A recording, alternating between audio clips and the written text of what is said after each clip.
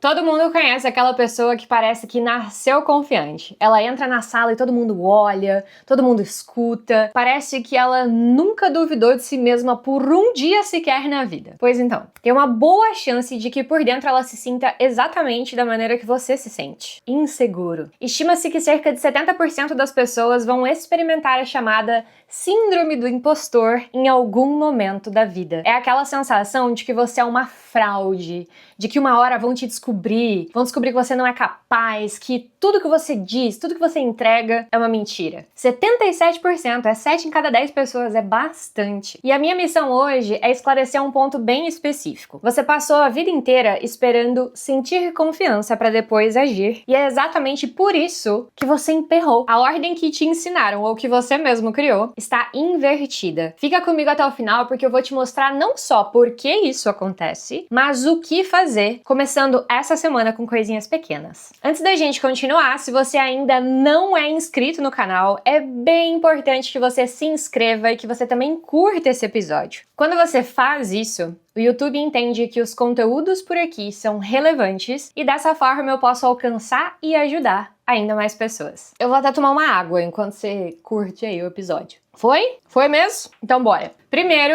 eu quero te explicar por que é que a gente é tão enganado com essa inversão entre estar pronto e começar a agir. Tem gente que cresceu ouvindo que confiança é uma coisa que ou você tem ou não tem. E talvez você seja uma dessas pessoas. Talvez você tenha a ideia de que algumas pessoas nasceram com aquela luz e outras pessoas não. E se você é do segundo time, o azar é o seu, você vai ter que viver empurrando com a barriga mesmo, torcendo para ninguém perceber que você é inseguro. Mas será que é isso mesmo? Repara numa coisa, o que a gente costuma chamar de pessoa confiante quase é sempre uma pessoa que aprendeu a mostrar confiança. E esse mostrar, esse performar, ele vem de maneiras que a gente consegue notar. São coisas observáveis. Pode ser a postura, o tom de voz, a oratória, o jeito de andar, o olho no olho. E é óbvio que tudo isso tem muito valor, mas isso é uma roupagem, é uma casca. E não é a casca de uma melancia, é tipo uma casca de uma maçã, aquela casca bem fininha, sabe? Essa camada de performance é a mais fina e a mais frágil que existe. Porque no minuto em que a situação aperta de verdade, se ela não tiver conteúdo, ela rompe. Inclusive eu quero te trazer um estudo que eu acho fabuloso. Já vieram outros estudiosos tentando derrubar algumas partes dessa teoria.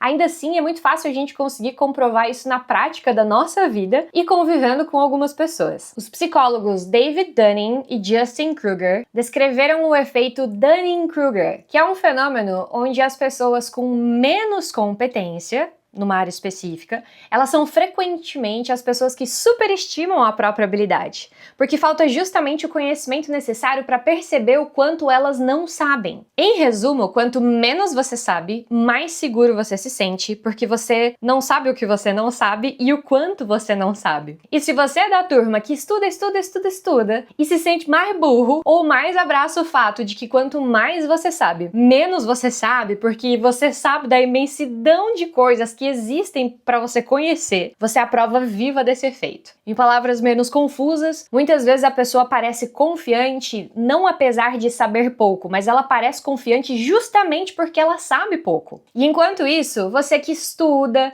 que se prepara, se fica ali, duvidando de tudo. A dúvida muitas vezes é um sinal de que você está enxergando a complexidade daquela coisa, e não que você é incompetente. Então guarda essa primeira virada. Aquela pessoa barulhenta que performa de forma confiante não necessariamente é competente. Ela pode ser barulhenta e competente, mas não é porque ela ocupa a sala inteira ali que ela de fato é competente, ok? E isso aqui não é para você começar a invalidar as outras pessoas ou ficar pensando, será que o fulano é ou não é? Esse vídeo não tem nada a ver com os outros.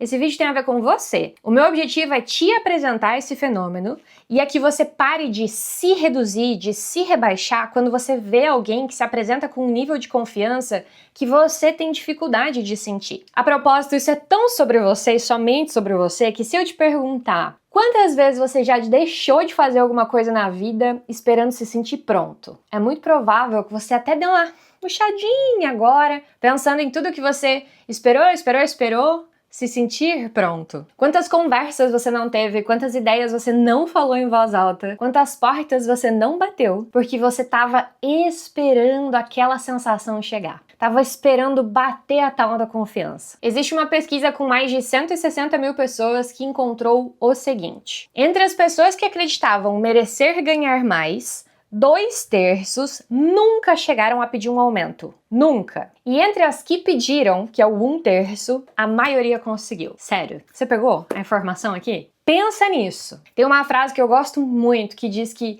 você perde 100% dos chutes que você não dá. Já pensou em quantas coisas você diz que quer, mas não necessariamente dá o passo para conseguir? Fica aqui para você refletir. E esse é um ponto até meio trágico, porque você percebe que você não fica sem aquilo que você quer porque você não é capaz. Muitas vezes você fica sem o que você quer porque você nunca tentou.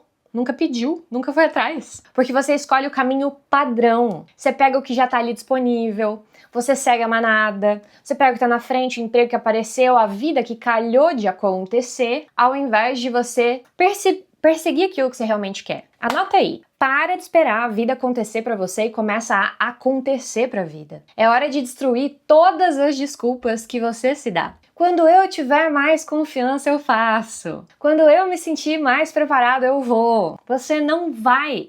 Sabe por quê? Porque quando você se sentir um pouco melhor, um pouco mais preparado, você vai arranjar outra coisa para dizer que falta. Presta atenção. Essa confiança que você está esperando, ela nunca vai chegar antes da ação. Porque não é assim que o cérebro humano funciona. E ponto. Beleza, Bárbara, mas então como é que a confiança de fato é construída? Albert Bandura, um psicólogo de Stanford, estudou a vida inteira uma coisa chamada autoeficácia, que é basicamente o quanto você acredita que consegue dar conta de uma tarefa específica. E ele descobriu 4 fontes que constroem essa crença de capacidade. E adivinha qual que é de longe, a mais poderosa de todas? A fonte mais poderosa de confiança são as suas próprias experiências de realização, ou seja, é você fazendo.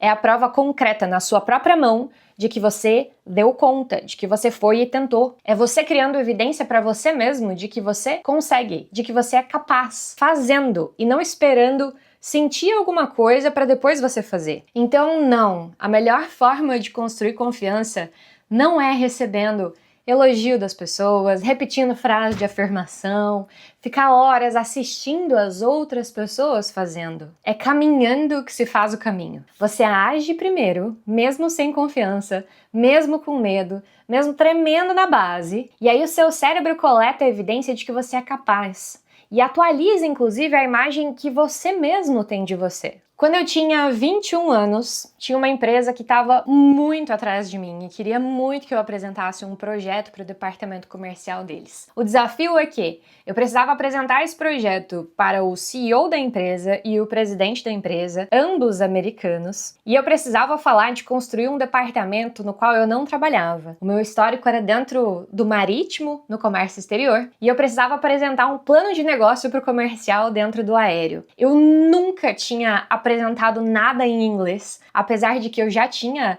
dado aula de inglês ali com os meus 16 anos, mas ali com 21, muita coisa eu já tinha perdido, não praticava mais tanto assim, praticava um pouco, mas não tanto assim, por conta do comércio exterior, e eu tinha que entrar naquela sala e me deparar com aquelas 2 grandes figuras, que é quando a gente olha e pensa, nossa, esses homens engravatados, com essas posições tão altas, tão confiantes de si mesmos, tão competentes, e chego eu, na minha insignificância, nos meus 21 anos, precisando apresentar um plano de negócio de algo que eu ainda precisava descobrir muitas coisas e numa outra língua que era algo que eu nunca tinha feito. Eu lembro até hoje, eu juro por Deus que eu lembro até hoje, eu tenho muito claro pra mim, assim, ó, na minha tela mental, o corredor em que eu estava antes de abrir a porta daquele auditório.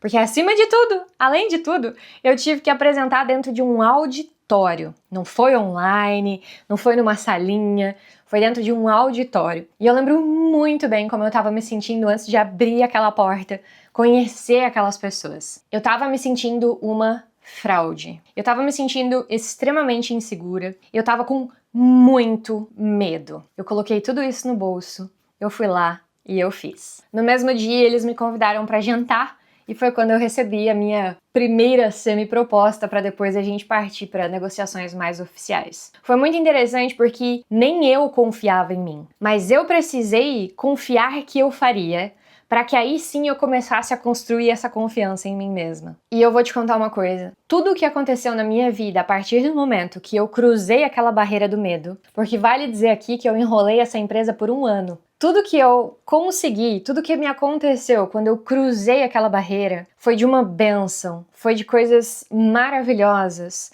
com muitos desafios, eu confesso, mas eu sempre me pergunto o que teria acontecido se eu não tivesse tido a coragem de ir lá e fazer, antes de me sentir capaz, antes de me sentir segura. E a verdade é que eu nem quero saber a resposta, porque eu prefiro 1000 vezes olhar pra trás e dar risada daquilo, do que hoje estar sentada aqui e me fazer a pergunta do contrário. O que será que teria acontecido se eu tivesse feito? É aí que mora o perigo. Ou seja, você não vai sentir pra fazer, percebe? Você vai fazer pra daí você sentir. É nessa ordem e é sempre nessa ordem.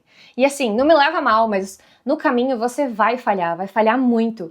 E isso não é um erro no processo, não é algo errado acontecendo. A falha, ela é o processo em si, é inerente do processo. A confiança de fato, ela não é a certeza de que tudo vai dar certo. Se você fica nessa de que tudo vai dar certo e você não se prepara para a falha, você acaba desistindo na primeira. Sabe? Você se frustra num nível tão grande que você não consegue se recuperar, porque na sua cabeça só existia o cenário de vai dar tudo certo. Então a confiança de verdade é a sua capacidade de se recuperar quando aquilo dá errado. E isso inverte mais uma crença de que a confiança é você estar preparado. Não. A confiança é muito mais uma questão de você conseguir sair recuperado de uma ação. É a velocidade com a qual você leva um não, toma um tombo, toma uma porta na cara e daí você volta para tentar de novo. Pensa numa pessoa que caiu 100 vezes e foi lá e levantou 100 vezes. Você olha para ela e você fala, nossa, que pessoa confiante. Mas na verdade o que você tá vendo é um repertório imenso de recuperação. É alguém que já provou para ela mesma, tombo depois de tombo, que ela sobrevive ao tombo. E é por isso que a última peça desse quebra-cabeça da confiança é a mais contraintuitiva de todas elas. Porque se o caminho tem falha, você precisa de uma forma de se relacionar com a falha que não te destrua. A pesquisadora Kristin Neff, da Universidade do Texas, estudou isso muito a fundo e ela dá o nome disso de compaixão. E não, compaixão não é autopiedade, passar a mão na cabeça. Não tem nada a ver com isso. A pesquisa dela mostra justamente o contrário. Pessoas que se tratam com mais gentileza diante do fracasso têm menos medo de falhar e são mais propensas a tentar de novo. Faz todo sentido, não faz? Se toda vez que você erra,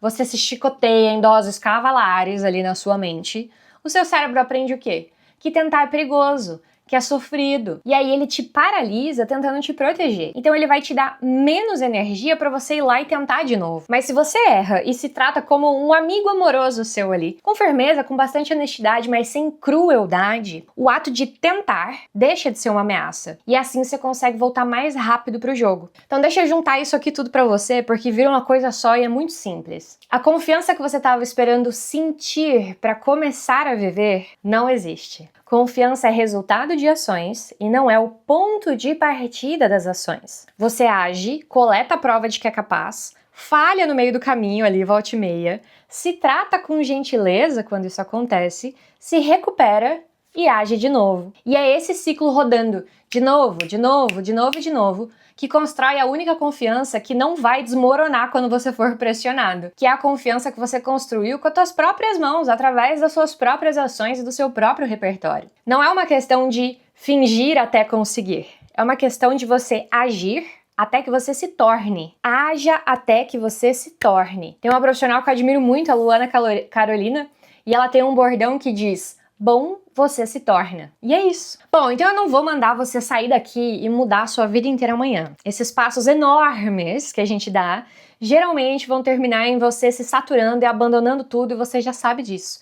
Então eu quero te pedir uma coisa, você vai pegar uma coisa pequena, uma coisinha pequena, que seja pequena pra você, dentro do seu contexto, e que não te assuste muito. Pode te assustar, tá tudo bem, mas não assustar muito, assim. Aí você escolhe essa uma coisa. Pode ser uma conversa que você tá adiando há muito tempo, pode ser um pedido que você tem medo de fazer, uma ideia que você nunca falou em voz alta, um não que você tá precisando dar, uma porta que você nunca teve a coragem de ir lá e bater nela. E aí essa semana você vai fazer. Provavelmente você não vai estar confiante, você vai botar o medo no seu bolso e vai levar ele junto. O objetivo é ensinar o seu cérebro uma coisa nova sobre você. Olha, eu fiz mesmo sem me sentir pronto, e eu sobrevivi. E eu sinto te dizer, mas tudo aquilo que a gente evita por medo, a gente só pode superar através da exposição.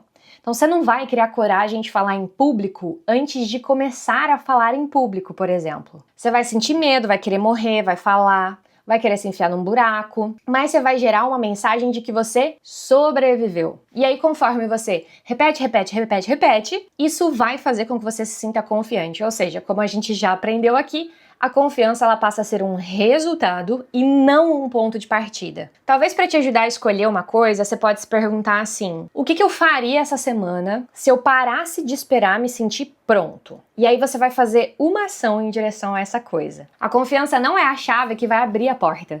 A confiança é o que você vai encontrar do outro lado, depois que você teve coragem de empurrar essa porta. E se esse vídeo fez sentido pra você, envia ele pra mais pessoas. A gente precisa ter mais seres humanos agindo no mundo, colocando suas ideias, melhorando essas ideias e compartilhando e, acima de tudo, se sentindo mais felizes e realizados, porque no final das contas, ninguém quer viver uma vida de arrependimento, pensando o que teria sido se eu tivesse coragem de ter feito. Esse é o momento de mudar o curso da sua história e eu te vejo no próximo episódio.